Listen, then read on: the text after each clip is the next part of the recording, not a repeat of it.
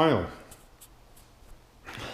Right, front clip, finished all the gapping and stuff, so we were perfectly happy to start prepping it for taking moulds. So we need to get the surface finished to something like this, something nice, smooth, consistent and shiny to give us a very good and smooth mould. So basically to make any parts out of that mould that already be out of a high luster, should we say. So we need to get this, I need all the little pinholes filled where the bare fiberglass is, we've sanded through back to the glass. There's no gelcoat on them. They tend to have tiny little air pockets, and that's not good taking tooling from. So we spray gelcoat on here now. Previously I'd have used a G100 gelcoat gun, which is very rough. It's very it puts gelcoat on. If you're doing it in a mold, you don't care about the surface finish because it'll take the surface finish off the mold. But because we need the outer surface finish of this, that does tend to leave a very nasty pattern that basically you've got to sand a lot off. So we've used a conventional spray gun, which is a proverbial pain in the bum because the gelcoat will go off within 15 to 18 minutes. So realistically, you've got if you want about a minute or minute and a half mixing time, you've got about 12-13 minutes to put it on, and then you've immediately got to take the gun apart and wash it to get the gelcoat out, otherwise you're going to ruin the gun. So just cheap guns. It doesn't leave too bad the finish. It's a bit orange peely, but realistically it's nothing to sand that off with even 400. Even though we are starting with the first grade at 220, we could probably sand it at 400 if we wanted to, but initially we're going to go through the grades. Now one last thing I need to do is the headlamp bucket. Now this has got that reduced area here for the vent. We need to do the same thing for this. That one's reasonably simple, it's a fiberglass part going in. This one has to be perfectly consistent because it has to be the thickness of what a perspex or cellcast acrylic we're going to use for the headlamp covers. And I've got some 1/8 thick cellcast which we're going to use for the covers, so I'm basically now need to take a tooling or a mould, but just off the headlamp corner. So just bake a mould basically just purely to make the headlamp covers. So the headlamp covers will have no extra bubbles in them and stuff, it'll just be the profile of the car. So when the headlamps are finally in, it'll still be this perfect shape. So we have sanded, we put about 2 coats of gelcoat mainly on the headlamp areas because I knew I was going to sand back down. So we rough sanded the high spots off with 220. Then we used a dry powder guide coat, which is what this stuff is here.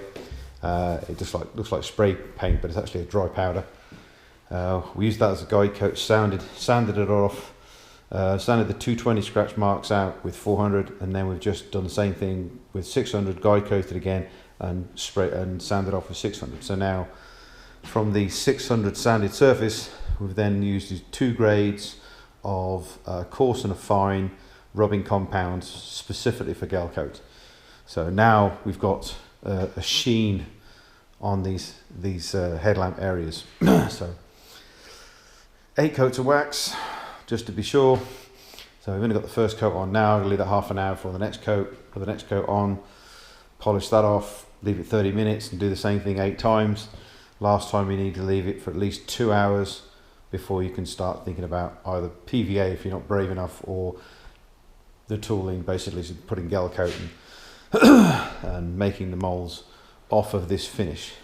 So as you can see here, you can see quite clearly, you can still see the 80 grit sanding marks that it was how the body is roughly, how the rear clip is at the moment. This is all sanded with 80 grit. So realistically there's those scratch marks are going to be pretty much all over it once you highlight them.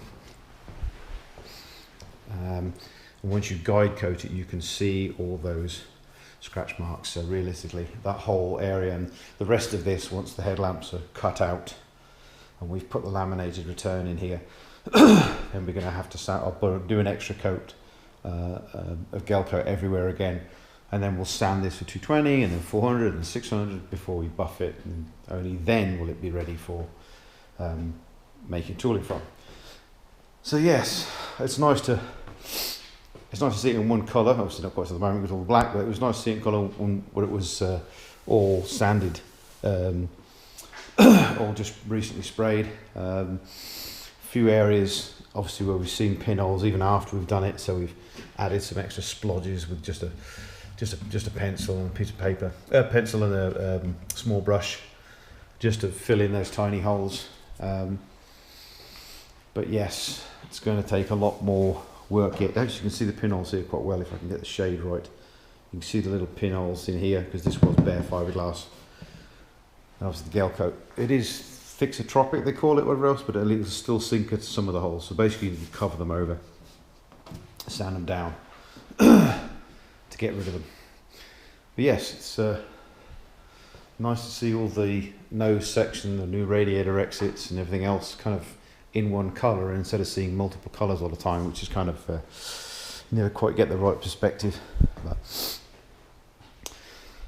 so once the headlamps are cut out, we've laminated the return in, so we've got a nice step for the perspex to sit, sorry, the Cellcast acrylic to sit in there, so it's the perfect shape. Only then will we get to the point where we can actually sand and buff the whole thing and get it ready for tooling. So still lots of sanding, but it feels a lot more like progress now, should we say. And spraying the gelcoat, it does feel like, you know, it feels good instead of having multiple colours everywhere. While I'm in between job there, I'm still carrying on with the door modifications. The exit air vent, the reverse knacker duct for the cabin exit air.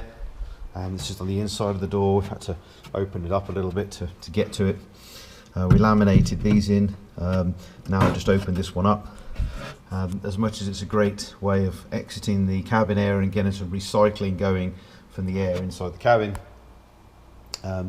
this now is a bit of a security risk as far as getting a prod in here and getting to whatever door mechanism to open the door. So what we're going to have to do now is build a little billet, sorry not billet, sorry, built a folded aluminum plate to get into here, and then we'll just laminate over the top just to hold it in. That'll have some reverse louvers on, so there isn't a direct access from the outside to get to, you know, the internal pull handle. It's still good to have an internal handle, a mechanical release, not just an electronic release, an actual mechanical release. So we will have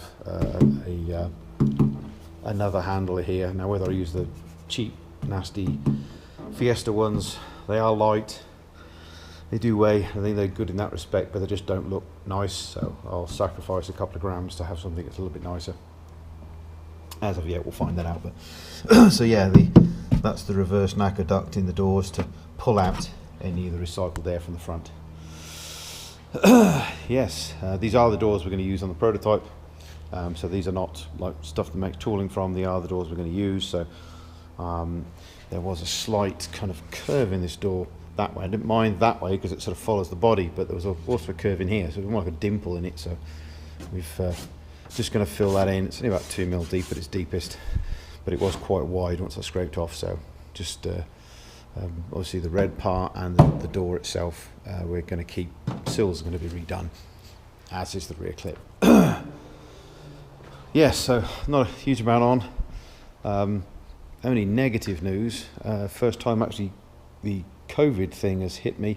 Apparently there's a load of container ships off the coast of Texas, so I was told today, that have the materials to make vinyl ester in.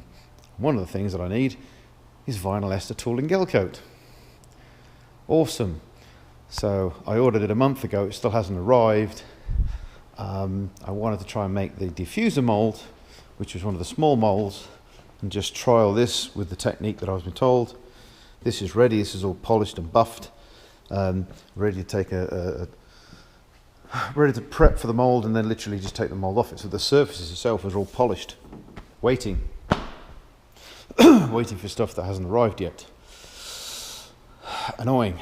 Now the main resin I'll be using, which is like a near zero shrink, it's a polyester base but with an expanding filler in it.